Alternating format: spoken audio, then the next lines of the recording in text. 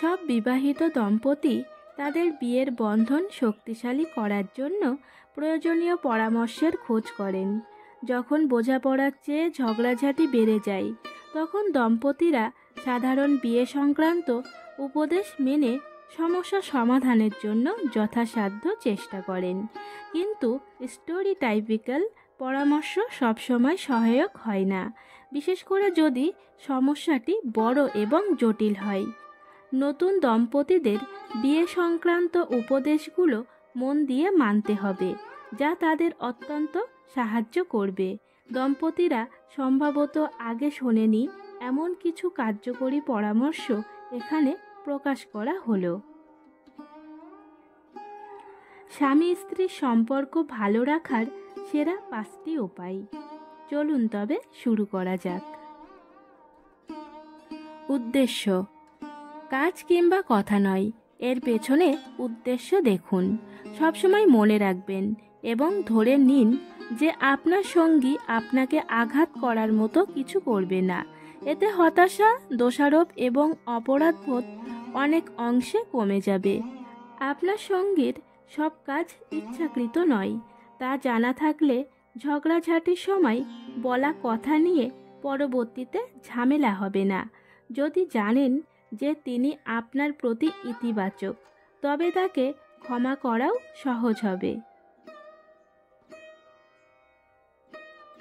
ছাড় দেওয়া, কখনো কখনো স্বামী স্ত্রীর মধ্যে একজনকে ছাড় দিতে হতে পারে। একজনই সব সময় প্রভাব ধরে রাখতে পারে না। দক্ষতার উপর নির্ভর করে দায়িত্বের বণ্টন করা যেতে পারে। সম্পর্কে ভালোবাসা থাকলে একে অপরকে প্রাধান্য দেওয়ার ক্ষেত্রেও সমস্যা হবে না। সময় কাটানো, স্বামী স্ত্রীর একে অপরের সঙ্গে আরও বেশি করে সময় কাটানো উচিত। এটি অনুভূতির ভুল ব্যাখ্যার সম্ভাবনা হ্রাস করে। ক্লান্তিকর দিনের পরে যখন তার কাঁধে হাত রেখে জিজ্ঞাসা করবেন দিনটি কেমন ছিল, তখন সে স্বয়ংক্রিয়ভাবে তার অনুভূতি প্রকাশ করবে। অর্থ নিয়ে ঝগড়া নয়, টাকা নিয়ে ঝগড়া করবেন না। দম্পতিদের মধ্যে ঝগড়াঝাটির সবচেয়ে বড় কারণগুলোর মধ্যে একটি হলো অর্থ। দম্পতিরা একে অপরের ব্যয়ের অভ্যাস নিয়ে ঝগড়া করার বদলে দুজন মিলে সমাধান খুঁজতে পারেন। এতে দুজনেরই কিছু কিছু ছাড় দিতে হতে পারে, তবে দিন শেষে সম্পর্ক সুন্দর থাকবে। কৃতজ্ঞতা দেখাতে হবে, দম্পতিদের একে অপরের প্রতি আরও কৃতজ্ঞতা দেখাতে হবে, এমনকি ঝগড়াঝাটি করে বা তর্ক করার সময়ও।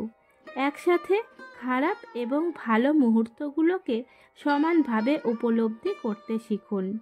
এটি বুঝতে সাহায্য করে যে বিয়ের সম্পর্ক সফল হতে উভয় পক্ষের সমর্থন ও পরিশ্রম থাকা চাই। বন্ধুরা, আজকে এই পর্যন্তই। এরকম সুন্দর সুন্দর ভিডিও পেতে অবশ্যই আমার চ্যানেলটি লাইক, কমেন্ট এবং শেয়ার করুন। ধন্যবাদ।